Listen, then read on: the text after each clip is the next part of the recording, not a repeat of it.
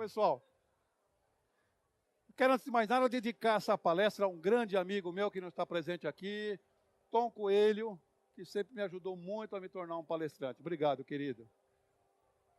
Pessoal, está acabando aqui um filme de chocolate. O meu objetivo aqui com vocês hoje é falar um pouquinho sobre como criar oportunidades. Eu vou contar algumas histórias para vocês, algumas minhas, algumas histórias que eu participei, ou escutei, ou sei de perto, e vou fazer um link com essa possibilidade de a gente criar novas oportunidades, né? Eu vou pular esse filme e já iniciar. Então, pare de reclamar e comece a criar. Esse é o tema da nossa palestra. Estão todos ouvindo bem? Todos ouvindo bem? Legal. Pare de reclamar e comece a criar. Eu gosto muito de uma frase que diz que as oportunidades, elas nunca são perdidas. Sempre tem alguém que vai aproveitar a oportunidade que você perdeu. E fato verdadeiro, que as melhores oportunidades não são aquelas que caem na mão da gente, que aparecem na nossa vida. As melhores oportunidades são aquelas que a gente cultiva, que a gente vai atrás, que a gente cava, com a nossa vontade de vencer, com a nossa energia. Essas são as melhores oportunidades que você pode conseguir na sua vida. E para começar, eu quero contar para vocês três competências essenciais para que você tenha sucesso e possa conseguir criar oportunidades. Comunicação, relacionamento e, obviamente, negociação. Quem assistiu ontem à palestra da Marta Gabriel, ela disse que uma das principais competências realmente é a comunicação, é a negociação. E então são essas histórias que eu quero contar para vocês. 1980, eu era proprietário da Chocolates Monte Verde, e tinha a fábrica e tinha uma pequena cadeia de lojas, né? E naquela ocasião, os meus sócios resolveram sair da sociedade, eles tinham vontade de ir para outro ramo, e eu, em 1980, início de 80, fiquei sozinho com a empresa. E junto com esse início de empresa sozinho, veio uma das maiores crises que o Brasil já enfrentou. Quem passou a década de 80 sabe disso. Uma crise financeira forte, muito diferente dessa que a gente vive agora, que é não só financeira, mas política, né? Mais política e mais de credibilidade, mas naquela época era mais financeira. Assumi a empresa sozinho, e os 5 anos seguintes eu passava na Rua Boa Vista, em São Paulo. Alguém conhece a Rua Boa Vista, em São Paulo? É a Rua dos Bancos. E eu ficava lá o tempo todo correndo de um cartório para o outro para salvar a minha empresa e não deixar ela quebrar, né? Pagando dívida para poder continuar a empresa, para poder pagar os meus sócios que haviam saído. Mas eu tive uma grande oportunidade em meados de 85 e fui fazer uma viagem, minha primeira viagem internacional. Toda primeira viagem internacional do brasileiro, para onde é? Para onde o brasileiro quando vai a primeira vez? Para onde? Buenos Aires, ou Estados Unidos, Miami, Orlando, né? Ver o Mickey. Pois é, eu fui para Miami. E aí, visitando uma dessas feirinhas livres que tinha lá, existia uma banca cheia de pedras preciosas. E eu vou contar para vocês uma coisa assim. Eu sempre sou atraído por pedras. Eu nunca explorei isso profundamente. Alguns dizem que é um lado místico meu, mas eu sempre me atraiu pedras. Mas, na impossibilidade de eu poder comprar uma pedra preciosa, eu saí com esse pedaço de pedra aqui, que mais parece um pedacinho de paralelepípedo, né? Mas, com o tempo, eu vou contar para vocês por que eu comprei essa pedra. O valor dela, para mim, sempre foi muito maior do que todas as pedras preciosas que eu não pude comprar na ocasião e que eu poderia comprar hoje. Por quê? Por causa de uma mensagem que ela traz. Essa pedra traz uma mensagem e ela me acompanha há mais de 30 anos. E a maioria das palestras que eu dou, ela está comigo. Porque realmente a gente precisa entender isso, que é no meio das dificuldades aonde aparecem mais oportunidades, aonde estão as oportunidades. E assim foi comigo. Toda vez que eu tinha alguma dificuldade, eu falava, eu tenho que criar uma oportunidade aqui. Essa é a principal mensagem que eu quero que vocês levem desta palestra. Lembrar que qualquer dificuldade que vocês tenham na sua vida profissional ou pessoal, lembrar que vocês podem criar uma oportunidade. Podem e devem. Obviamente, vocês têm que desenvolver aquelas 3 competências que eu falei no início. Se você já tem, ótimo, continue estudando as 3, porque sempre vai mudando e você continua com essas habilidades. Mas, precisamente em 1985, essa loja Sears, alguém conheceu em São Paulo? Quem é de São Paulo aqui? Quem é de São Paulo? Legal. Para quem não é de São Paulo, hoje está estabelecido lá o Shopping Center Paulista. Alguém conhece o Shopping Center Paulista em São Paulo? Exatamente aí, no lugar onde era essa loja Sears. A Sears, naquela época, estava entre as maiores vendedoras de ovos de Páscoa e panetone. A Sears é uma loja, para quem não conheceu, é uma loja de magazine, de apartamentos, como é a Renner, como foi o Mapping, como é hoje a loja americana, né? Só que a Sears tinha um diferencial. A Sears tinha no centro da loja dela uma bomboniere imensa, que vendia pipoca, sorvete, guaraná, chocolate o ano todo, e vendia muito. E ela se tornou, assim, uma das maiores vendedoras de ovos de Páscoa e panetone, como eu falei. Tanto que ela criou uma marca própria. A marca dela chamava-se Premiato. E o que era o Premiato? O Premiato era um produto, ou um ovo de Páscoa, um panetone, que não vinha com o vale brinde dentro. Ele vinha com o brinde dentro. Então você comprava, claro, um ovo de Páscoa grande, normalmente, dependendo do brinde que era no ano, estava lá um brinde. Você podia estar no seu ovo e podia estar no seu panetone. Claro que quem produzia isso era uma grande empresa que produzia tanto o ovo de Páscoa como a Balduco, como o panetone, que era a Balduco realmente que produzia. E eu falei, puxa vida, com toda aquela dificuldade que eu falei para vocês que vinha vindo, eu preciso crescer as minhas vendas rapidinho. E eu não tinha capital para abrir mais lojas. Então, como é que eu vou fazer? Bom, aí eu falei, vou criar uma oportunidade. Eu fui visitar a gerência, os compradores, diretores da Sears na ocasião, para vender o ovo de Páscoa. Cheguei lá, levei os meus ovos de Páscoa a Monte Verde, levei também uma segunda linha, mas também de qualidade para eles, e falei abertamente, eu falei, olha, eu sei que é uma grande empresa que faz todo ano para vocês, mas eu quero fazer esse ano o ovo de Páscoa para vocês. E para isso eu vou entregar para vocês o quê? A minha planilha de custo. Está aqui quanto sai o produto. E eu não quero ganhar absolutamente nada. Calma, gente, calma. Eu só quero poder vender o meu chocolate de Monte Verde e quero o dinheiro dos impostos. O que eu tenho que ganhar para pagar os impostos. E aproveitei e já levei um avental e uma touquinha para cada um dos gerentes e compradores. Afinal de contas, gente, eu falei assim para eles, ó, quando for produzir o ovo de Páscoa Premiato, eu quero que vocês estejam lá na fábrica, vocês vão fazer os ovos de Páscoa e vão ajudar a colocar o brinde dentro. E vão gerenciar a minha equipe. O que vocês acham? Gente, cá entre nós, hein? Quem é que nunca sonhou em meter a cara no chocolate, produzir, estar junto, né? Então, foi o que eu fiz. Então, eu tinha alguns argumentos, alguma estratégia que eu montei. Bom, para terminar a história, 1986, claro que foi a Monte Verde que montou, que produziu os ovos de Páscoa da Sears, da Premiato naquela ocasião.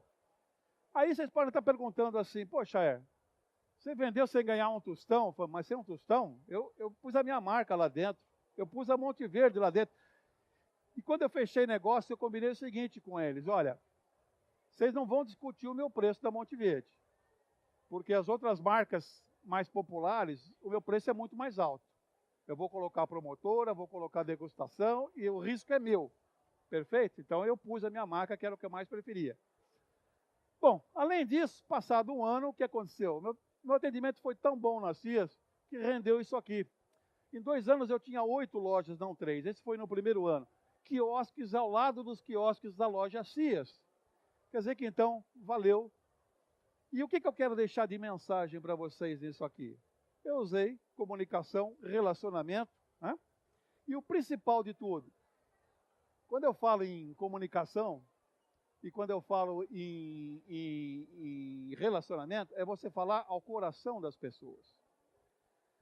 Bom, essa foi a minha primeira história. A segunda história também, nós vamos abordar a parte de comunicação e relacionamento. Isso aqui é o Felipe Van Keiserly, um dos maiores chocolatiers do mundo. Era meu amigo, virou meu irmão, eu sou padrinho da filha dele. Ele hoje está no Canadá, por isso é a bandeira canadense, mas ele é belga. Se vocês ligarem a televisão segunda-feira, você vai ver que ele vai ser o jurado desse reality show que o Cacau Show está fazendo.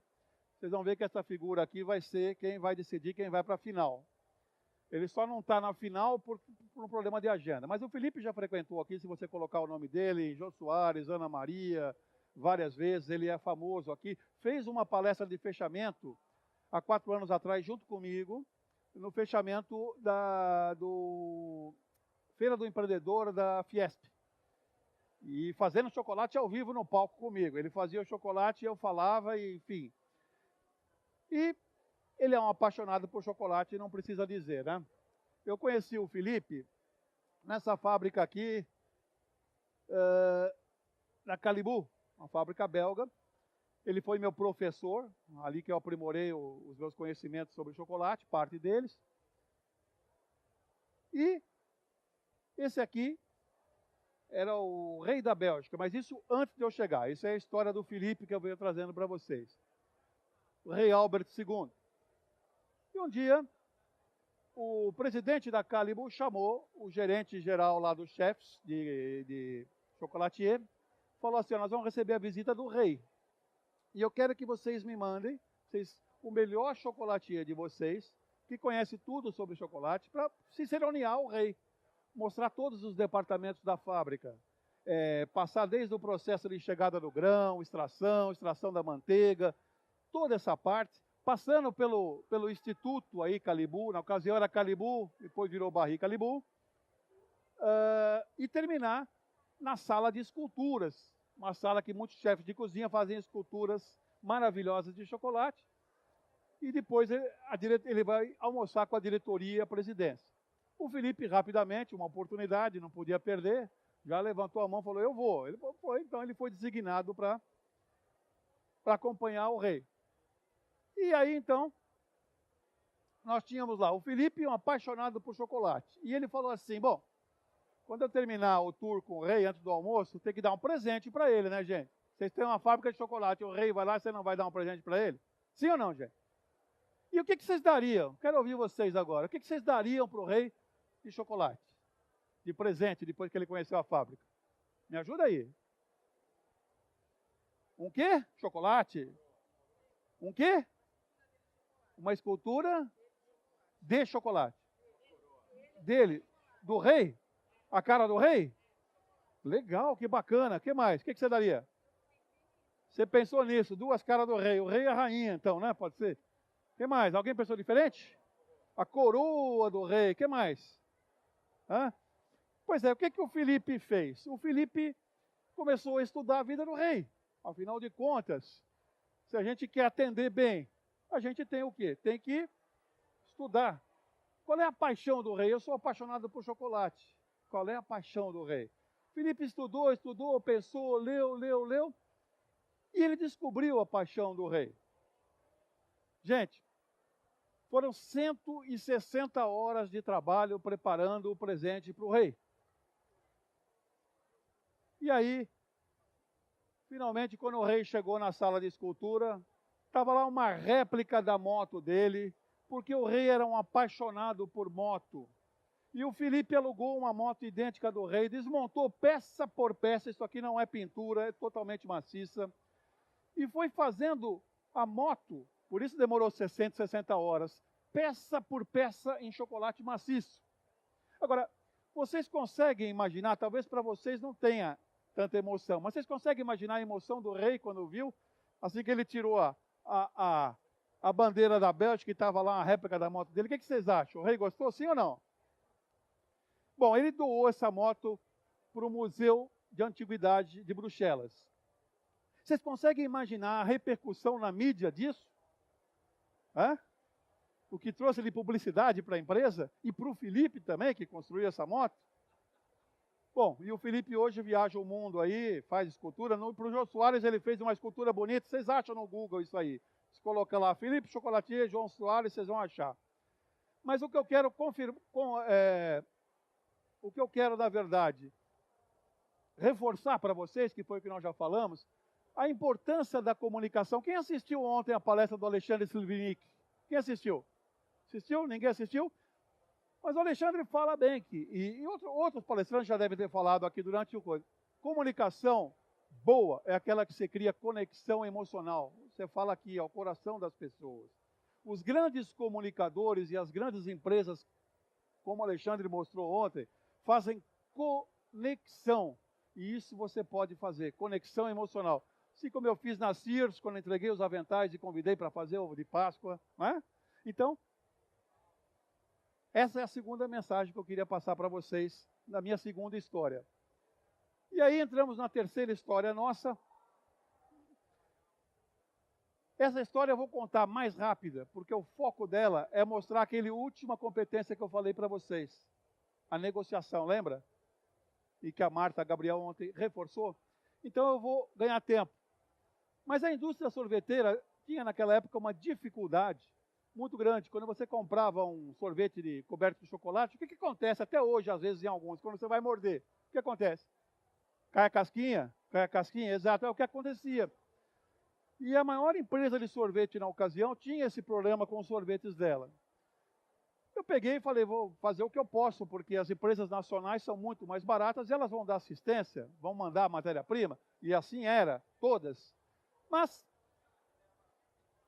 pedi a um técnico, viesse da Bélgica, ele estudou as máquinas, foram 3 anos, eu vou acelerar nisso para falar o último ponto. Foram 3 anos trabalhando, visitando a Calibu, fazendo tudo de comunicação, dando para eles toda a parte necessária em equipamento, em qualidade de produto, em maciez, mais açúcar, menos açúcar, e assim foi. E, obviamente, resolvemos o problema. E é por isso que hoje vocês têm esse sorvete maravilhoso sendo produzido aqui no Brasil, né? Tenho certeza que todos vocês gostam desse produto. Mas...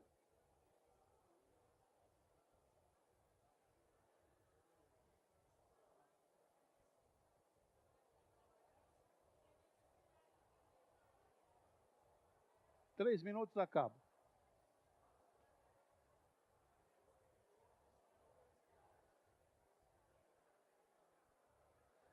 Bom, gente, como eu falei que a última competência era a negociação, eu quero mostrar para vocês como é que foi feito. Depois de tudo isso que eu fiz, obviamente tem um problema preço, né? E para vocês entenderem, chocolate, no mundo do chocolate, ele é commodity. O que é isso? Ele é vendido na bolsa de valores, na bolsa de mercadorias, na verdade, né? Você compra o açúcar, você compra o cacau, você compra o leite. E aí, comprou ao dólar daquele dia, você recebe na programação feita e você faz o seu produto. É assim que funciona. Naquela época, não sei hoje, mas naquela época, eu tinha a prerrogativa de fazer o seguinte: na segunda-feira, eu consultava a empresa na Bélgica e eles me davam o preço para X quilos, X toneladas. E eu tinha até sexta para fechar. Se não fechasse, passava para a segunda, eu perdia o preço, era outra história. Marquei minha primeira reunião com a Kibon, essa empresa era a Kibon, né? Marquei minha primeira reunião para segunda-feira, fui lá com 2 pessoas da minha equipe, liguei antes para a Bélgica, eu tinha o preço, tudo aproximado, tá, os valores, tá, gente? Mas vamos imaginar que eu recebi lá da Bélgica, olha, você pode vender até $2,40 o quilo. Cheguei para a minha primeira reunião, eu ofereci por $2,50, obviamente, porque brasileiro gosta de pedir desconto, né? Você sabe o que eu acho que é desconto, gente? Eu vou falar, leva essa para casa, pode anotar quem quiser. Desconto é tudo aquilo que você acredita que o seu produto não vale. Eu não dou desconto. Eu faço outra proposta. Desconto não. Bom, aí o que eu fiz? Eles chegaram categoricamente, a diretoria, a gerência, falou, olha, então não tem negócio, porque o máximo que nós pagamos, $2,30 por quilo. Eu falei, bom, então não tem negócio. Mas eu falei, bom, aqui é a hora de eu criar uma oportunidade. É isso que eu quero chamar a atenção para vocês, olhos abertos. Sempre prontos, porque a oportunidade, se não tiver, você cria. Eu tinha uma informação que um dos sonhos desse diretor era centralizar as compras da América Latina aqui no Brasil. Ou seja, ele comprava tudo aqui no Brasil e distribuía para a Venezuela, para o Chile e para a Argentina. Esse era o objetivo da diretoria aqui na Kibon. Eu peguei, virei, levantei e falei, olha, eu vou tentar chegar no preço de vocês. Vamos remarcar essa reunião para quarta-feira. Enquanto eu vou, vocês vão tentar fazer a compra total. Ou seja, ao invés das 1.000 toneladas que eu ouvi oferecido a 2,50, eles iam passar para 2.000 toneladas. Como eu era comissionado, eu acho que ia ficar um pouquinho melhor para mim, um pouquinho melhor para quem vendeu, e eles iam conseguir, né, o que eles queriam. Fui embora. Na quarta-feira, antes de voltar para a reunião, consultei a Bélgica. Claro que o preço desce um pouco, eles iam cobrar isso de mim. E a Bélgica falou, você pode chegar até 2,20 e fechar esse negócio. Beleza. Voltei para Kibon. Eles queriam 2,30, né? Lembra disso? É número aproximado. E eu já tinha até 2,20 para dar. Voltei e falei, ó, eu cheguei no preço de vocês até melhor. Se eu sair daqui hoje com esse contrato, era quarta-feira, você imagina, se eu fecho, uma empresa como a Kibon ia levar 2 dias para me dar o contrato. Eu não posso arriscar. Quarta-feira, cheguei lá e falei, ó, se eu sair daqui hoje com esse contrato, eu não vou dar os 2,30 que vocês pediram, vocês vão comprar 2,25. Quer dizer, olha só, eu tinha até 2,20 para ir, eu vendia para minha representada coisa de 3, 4% a mais, faz muita diferença no dólar, e para o meu cliente 2, 3, 4% a menos.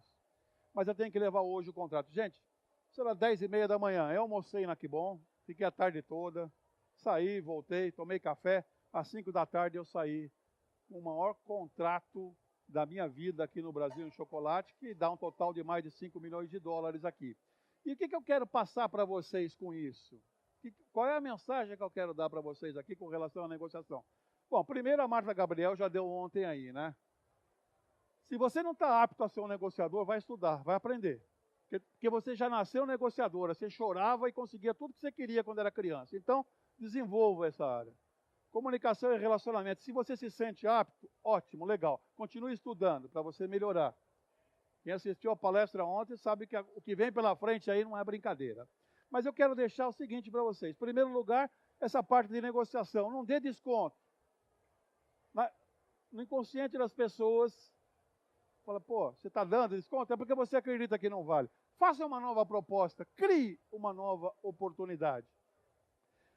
Mais 2 mensagens que eu quero deixar para vocês. Se relacione com as pessoas. Esse mundo que a gente vive informatizado aí, nós não temos mais relacionamento, comunicação. Não, seja empático. Porque a hora que você tiver que ser recebido para alguém para trabalhar, para vender ou para negociar, você vai ser recebido. E para finalizar, o que eu quero para vocês, mas ninguém sai correndo não, porque quando terminar, 1 a 1 pode pegar um chocolatinho lá. Vocês não viram falar de chocolate, né? Sair daqui assim, mas só depois que ficarem no último slide, onde tem lá o meu Instagram, o meu Face, para vocês entrarem em contato depois, tá? Mas a última mensagem que eu quero deixar é uma pergunta para vocês levarem para casa. Quem está aqui desde o primeiro dia no CBTD, levanta a mão. 1, 2, 3, 4. Quem chegou ontem, levanta a mão. Mais 2, 3. Quem chegou hoje, mas já assistiu alguma palestra? Legal? Legal. Então, vocês estão aqui, dando o tempo de vocês, assistindo um monte de palestra que eu sei que vocês assistiram. Eu estou aqui desde o primeiro dia, assisti pelo menos uma meia dúzia muito boa. A pergunta é o seguinte: o que vocês vão fazer com tudo que vocês aprenderam aqui? Que oportunidades vocês vão criar a partir de segunda-feira com tudo que vocês viram aqui no CBTD? Leva essa para casa e pensa, tem muita oportunidade para você criar. Obrigado pela presença. Os meus dados vêm já aí, por favor. Palmas para vocês, tá? Tá aí meus contatos. Obrigado pela presença, gente.